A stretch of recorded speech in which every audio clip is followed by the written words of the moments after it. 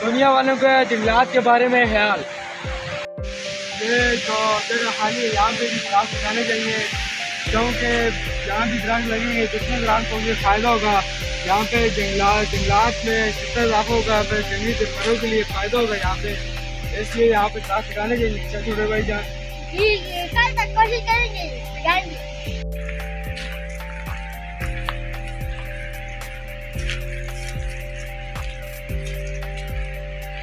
और पाकिस्तानी का जगह के बारे में ख्याल।